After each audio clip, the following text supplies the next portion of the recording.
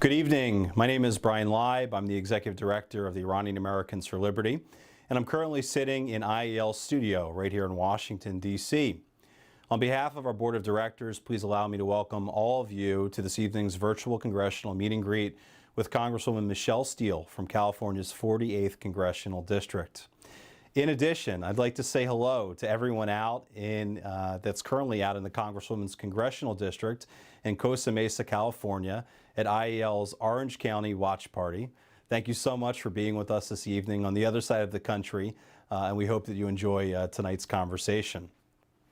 This evening's event is our 15th virtual Congressional Meet and Greet of 2021. And before we get started, I'd like to tell you a little bit more about our organization. The Iranian Americans for Liberty are a bipartisan group of Iranian Americans from all around the nation that are working together to support and strengthen U.S. foreign policy and national security solutions that bring democracy, human rights accountability, and freedom of speech to Iranians living under the oppressive Islamic Republic of Iran. Please visit our website at IranianAmericansForLiberty.org to learn a little bit more about our organization. And please be advised that tonight's event is for educational purposes only, and all our events are always free and open to the public to join. At this time, it's my pleasure to kick the program off and introduce tonight's very special guest. But before we get started with our Q&A, I'd like to read a very short bio about this evening's special guest. Congresswoman Michelle Steel is serving her first term representing California's 48th District. She was born in South Korea, raised in Japan, and Michelle immigrated to the United States to build her own American dream. She's one of the first Korean American women to ever serve in Congress. And after fleeing North Korea during the Korean War, her parents met and built a life in South Korea before moving to Japan. Her father was a diplomat who encouraged the now Congresswoman at a very young age to move to the United States to become fluent in English. Her mother and younger sisters joined her in coming to America, where they opened a clothing store in downtown Los Angeles. The Congresswoman currently serves on the Committee on Transportation and Infrastructure, as well as the Committee on Education and Labor. And we'll be talking to her a little bit later in the program about these committee assignments and how she uses them to best serve her constituents. Finally, Michelle has been married to her husband, Sean, for 39 years. They have 2 adult daughters that reside in Surfside, California. So Congresswoman Steel, thank you very much for joining us here this evening, and I'd like to turn it over to you for some brief opening remarks before we jump into our Q&A. Thank you for being here. Thank you for inviting me today, and I'm so grateful to be here. Actually, not just answering questions, but you know what? I love to learn. So I'm very happy to be here. Just flew in today from California. Well, thank you again for being here. So let's jump right into the Q&A here. Sure. For one of our first questions, let's talk a little bit about what's happening in California. Mm-hmm. So you have been a very strong voice, vocal leader regarding the ongoing backlog at California's ports, the ongoing supply chain issues across America right now.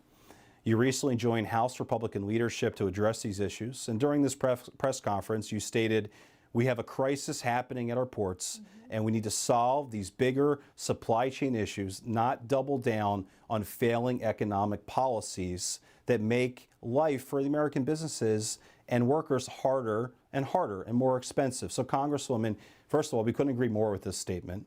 But please update your constituents that are watching us right now about what's happening at these California ports, if you don't mind. You know what? These liberal policies actually made this happen. So White House saying that because of pandemic last year, that's the reason that all these congestion happened. We have about over 100 cargo ships waiting outside. Usually I see it from Seal Beach to maybe Huntington Beach, now all the way down to Newport Beach. And that's the problem we have, because in California, AB5 means most of independent contractors, that they cannot work by themselves. So means that there's no more those independent contractors. They have to belong to some of the companies. But these truck operators, half of them are owner operators, means that they cannot come into California and work because it's illegal. Second thing is that California, that if your truck is over 3 years old, then you cannot come in. So think about that. So President Biden said, port has to open 24/7. Yes, that's part of it. But right now, truckers not coming in, they cannot come in. Then who's going to deliver these cargoes outside of California? That's the problem we have.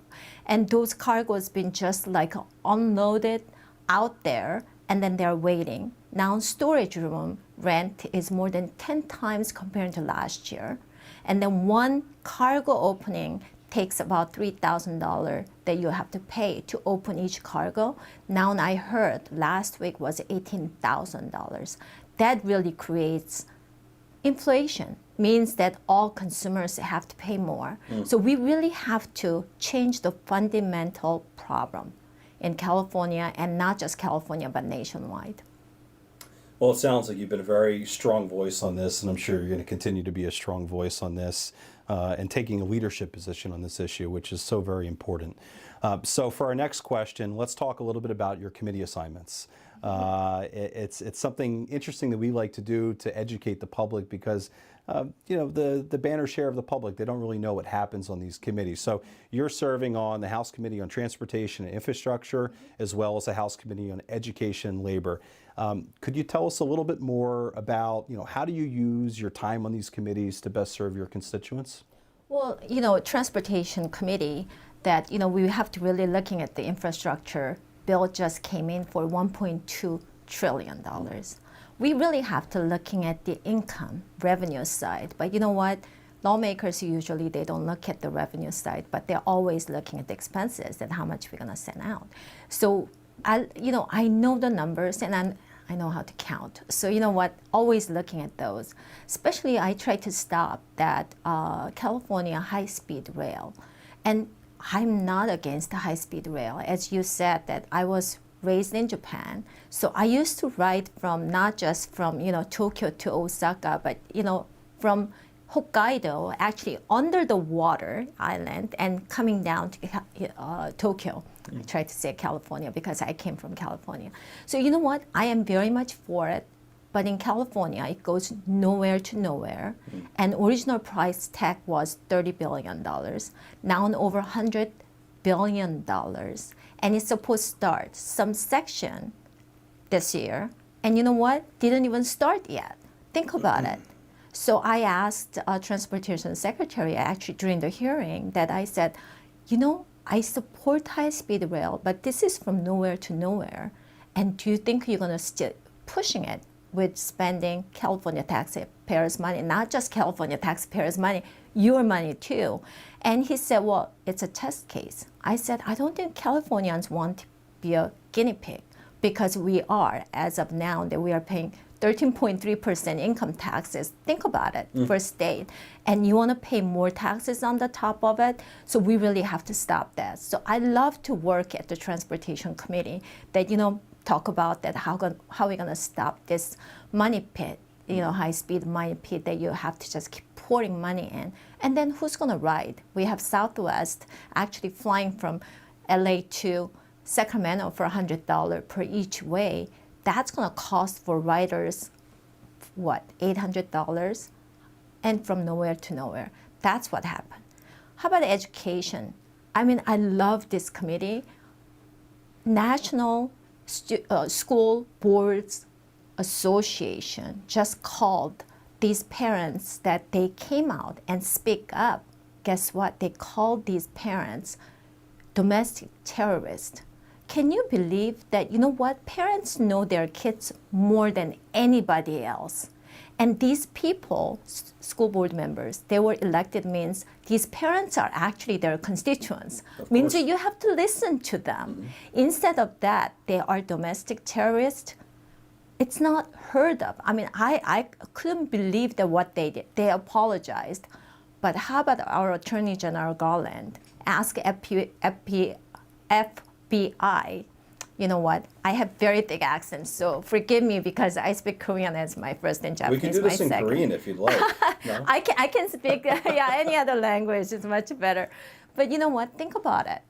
And they apologized to these parents, but our own Attorney General is not reversing FBI directive So it's really odd why government has to get involved, why they are calling our parents that, who wants to go right direction. And they're very much concerned about their kids, so they're expressing their First Amendments. How dare you calling them that they're domestic terrorists? Give me a break. So you know what? I keep sending the letter out, keep talking about it, and I love these committees because you can really speak up, you can save money, you can do better job for infrastructure, and you can do better on transportation, and you can help some of the parents. So I love it. That's amazing, and I got to tell you, I couldn't agree more with the words that you just mentioned with regards to parents knowing what's best for their children. What a novel thought that parents know what's best for their children. You and I can agree, and there's so many millions of Americans that agree with that. Unfortunately, it seems like some people in our government are pretty tone deaf on that. And to your point, they want to call parents domestic terrorists for wanting to have, we'll use one of their words, equity in what's happening in their children's education. So thank you for giving us a little bit of an insight of what it looks like on a committee. Sounds like you're using that time very wisely. Let's shift to another issue that's very important and very recent, unfortunately, in your congressional district. A couple weeks ago, there was a very large oil spill, right off of the coast of California. It hit the beautiful beaches that you have over there very hard. And you've been extremely vocal on this issue. You've sent a letter to President Biden requesting a major disaster declaration for Orange County. You've hosted and joined countless calls and meetings with local officials. You've personally surveyed the damage firsthand. By all accounts, you're leading with not just words, but also with action on this. Side note, I wish some other members of Congress would take a page out of your book on that. But for the constituents that are watching us right now that saw this happen real time, give them a really quick update and just your message about what's happening with this oil spill. That oil spill, that was devastating because not just for us human beings' health, but wildlife. I have a lot of conservancies in my district, and I went out the first thing that not just with the Coast Guard and flew over, but I went out to conservancies and see that how much oil spill affected to those. You have to really look at it. Those rocks and these are crude oil, so it's very hard to wash it off. So that was really bad. Then I found out that a lot of people think that we have oil pipes because we have 8 platforms in Orange County coast. But you know what? You're looking at them and then you said, oh, we have oil pipes under the water. And you found out that you have sewer pipes, you have cable lines. There's a total different maps actually under the water. And we have those cargo ships coming in, and more than 100 cargo ships. We have about 60 spots that you can put your anchor. Do you know how heavy these anchors are? 30 tons for each anchor. Coast Guard is actually telling them where to put those, about 60 of them. So the other 40, when they hit the ground, you knew something's going to happen. That's why I introduced the SHIP Act. It's a temporary act until congestion is gone, 180 days or less than 180 days. They have to park, actually put anchor down after like 20 from the shore, 24 miles nautical miles. It means that it's about 27 miles away from the shore, means that they are avoiding those pipelines. Because you knew something's going to happen. So we really have to stop this. And I asked actually Coast Guard that you must be overwhelmed when you have over 100. How are you directing these ships to put their anchor down? And then I asked, there's an agency called, it's very hard to pronounce, National Oceanic Atmospheric Administration. They are the one handling all the maps. And I asked them, when was the last time you surveyed the map? Because it's under the water, so it's been shifted. And then second, is that map accurate? you're gonna find out. I sent a letter out, I never got the response yet. It's just so frustrating. On the top of it, I asked President Biden to declare major disaster, right? Because we had the air show. We had over 1 million people came on Saturday. They shut down on Sunday completely. Out of million, 500,000 people are outside of they're not Orange County residents, they're visitors. So we lost so much financially, businesses and financially for these individuals that. So I asked that to sign, declare the major disaster means that FEMA and SBA coming in and they can help these businesses, because I know AirShow lost millions of dollars because that one day shutdown. So it affected so many businesses, and you know what? We shut down for almost more than a year, right? And especially California, they have to run the businesses because small businesses, about 40% cannot come back from pandemic. So we really have to help them out. That's the reason I asked President Biden. I asked actually our governor to send a letter out to President Biden. But you know what? I didn't hear from both sides. Well, at least you're fighting the good fight. It sounds like, and I looked on your website and saw all the things that you've done on this. And like I said, you're leading, and not just with words, but with a lot of action. And I think your constituents recognize that and know that you're fighting for them. So keep up the good fight for them, please. So we've talked about some issues in your backyard, in your congressional district, and now we're going to talk a little bit about some foreign policy issues and specific to our organization.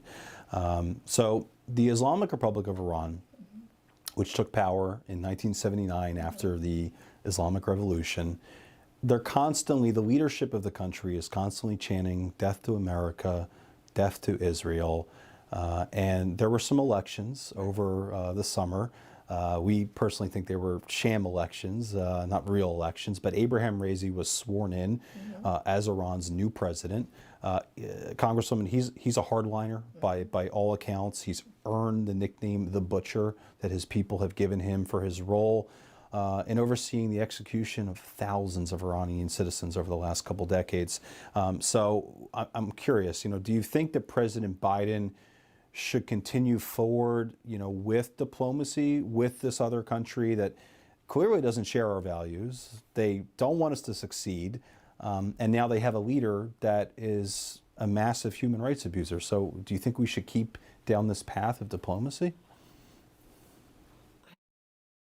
Because I was very much, disappointed at President Biden because he tried to negotiate with Iran's government, President Raisi, if I pronounced his name right. And you know what?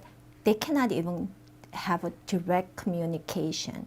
They have to use one of the European countries and then kind of like going through. And why you want to communicate with this kind of butcher?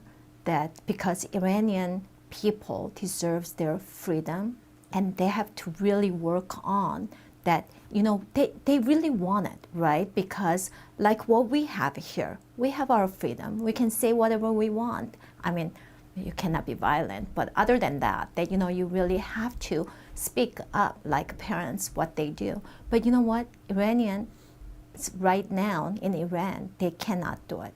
And then he wants to help Iranian government to dismantle nuclear weapons. Think about that. How about North Korea?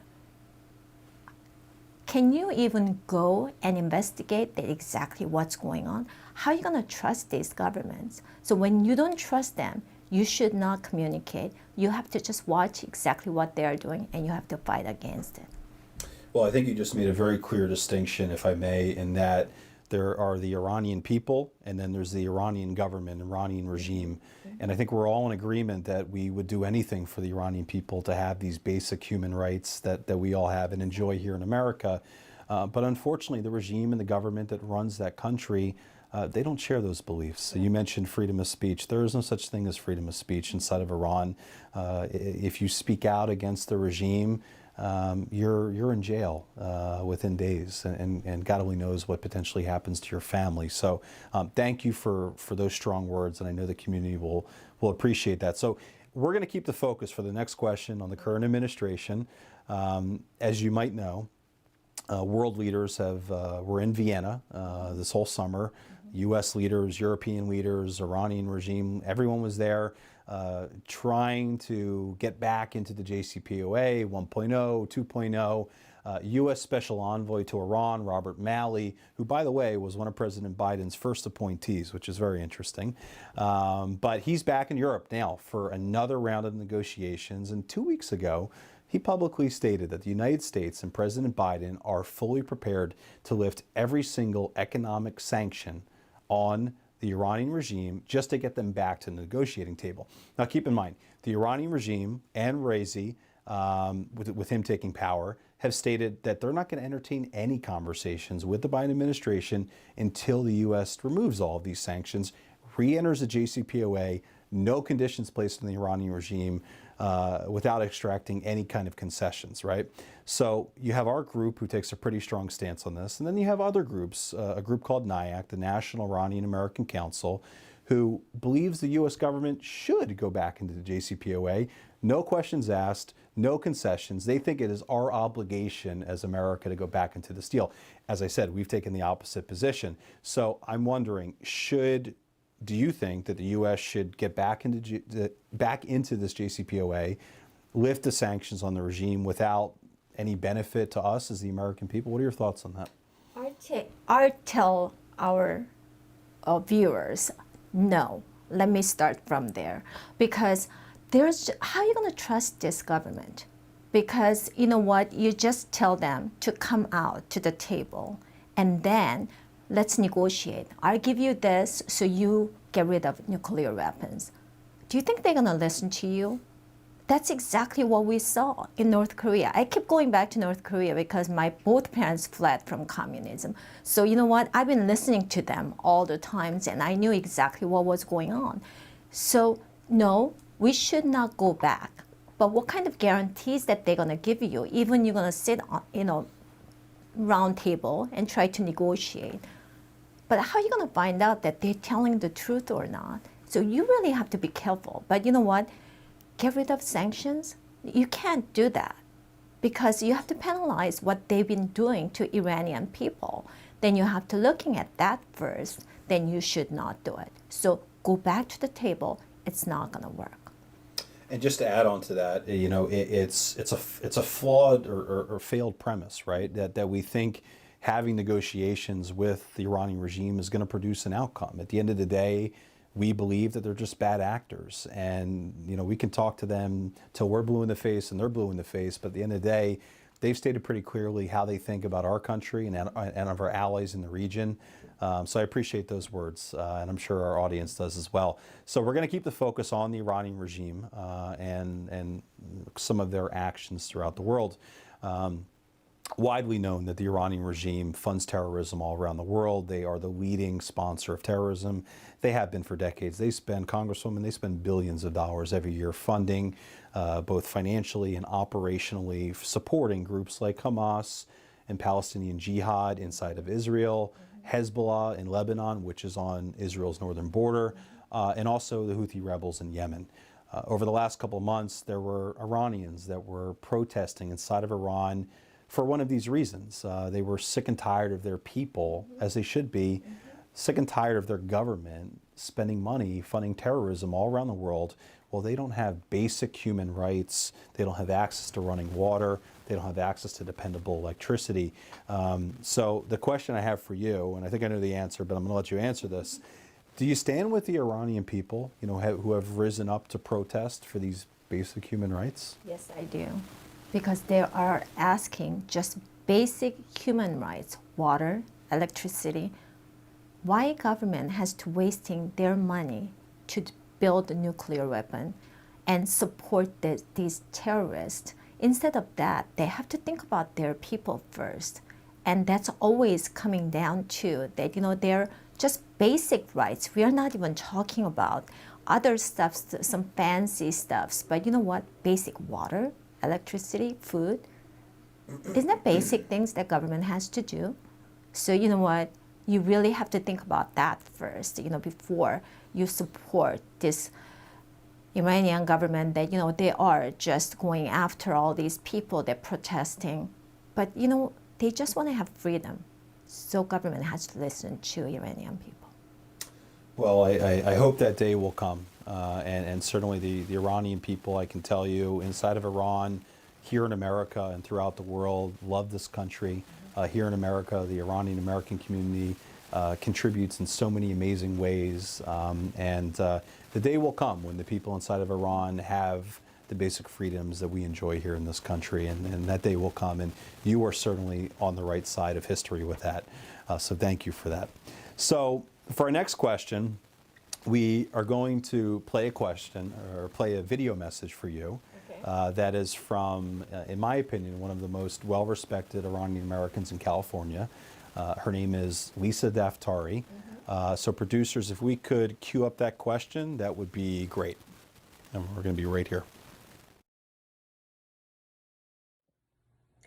Good evening, Congresswoman Steel. My name is Lisa Daftari, and I am a journalist and political commentator living in California.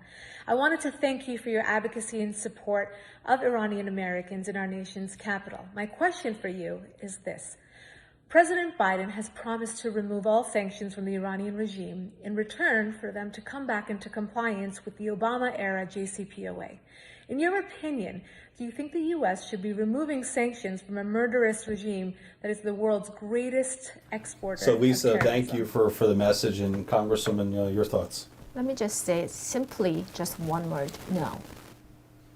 I think that's good enough. Nothing right. more than that is needed. Fantastic. Okay, so we're in our final question now. Okay. We talked about domestic policy, foreign policy. This has nothing to do with politics at all. Okay. It's a fun question. You can let your hair down a little bit. So for the last question, if you could have dinner or lunch or breakfast, whatever meal you'd like, with any two deceased individuals, first question is, who would those two individuals be? Second question, where would you have that meal? Actually, my first campaign started with President Ronald Reagan. I had a picture with him after he stepped down from presidency, and I really want to sit down and discuss about that. He's been so much liked and loved by people because I see a lot of really angry people, meanness that you see from politicians, but you know what? He was always smiling. So I want to be like him. So I want to sit down at his ranch and we can share the meal, and I want to learn that how he can deal with these that the other side, that you don't agree, but how you deal with it with a smile. Second person is that I was very lucky to have Barbara Bush at my house, and for when President George W. Bush ran. So she and her grandson George P. Bush were at my house, and she was another that great wife of president, and she always smiled. She has this warmness that I think sometimes I get really upset that I am lack of. So you know what? I want to sit down with her. I had dinner with her. I mean, actually in my house, but you know what? We had so many people were there, and I didn't have chance, except that we just talked about a little bit that how to support your husband, that who is a politician.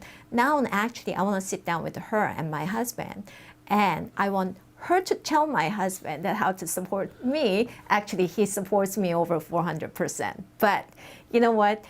Those two people are my favorite people, and I want to sit down at my house, and this time just three of us and having nice dinner. That's what I always dreamed of. Well, it's a beautiful dream to have, and I'll tell you, just in our interaction here, you certainly are extremely warm and extremely personable. So I think that you are executing on that vision for sure. So Congresswoman, thank you very much for being here. We've reached our time limit for the conversation today, and on behalf of my organization, the Iranian Americans for Liberty, I really want to thank you for taking the time to connect with our community, And I'd like to give you an opportunity to provide some brief closing remarks and just reminder that we have your constituents out in Orange County right now. So if you have a message for them too, that would be great. So the floor is yours. You know what? I came here in this country when I was 19, barely speaking English. And now that, after I won and I was standing in front of Capitol, I had teary eyes. I achieved the American dream. I want every American to achieve their American dreams because you can do it. When I can do it, I think you can do better. That's what I want to tell them. And let's have happier life because a lot of times we're looking at all these media and then we are very angry, we are very obsessed. I think, you know what, life is very short. I think we should enjoy our lives and have much better life than what we have and just angry about. So that's what I want to do. And I want to serve my constituents better. So anytime that I'm going wrong direction, please let me know. And I'm actually ready to listen to you. So thank you very much for inviting me today. I'm just so grateful, and I have a lot of things to learn, and I will do that next few years. Well, the honor is all ours for hosting you and for being with you. As our event comes to a close, it's a good time to tell our audience in Orange County and everyone around the country that's watching about our next congressional meet and greet that we're having. This is our 15th, by the way. Wow. We started in February and our 15th so far. So we've been relatively busy, to say the least. We're going to be hosting Congressman Andy Biggs from Arizona next week, Tuesday at 6 p.m. right back here in IAL Studios. So please make sure you take a look and stay involved with that coming up. But Congresswoman, thank you for your time.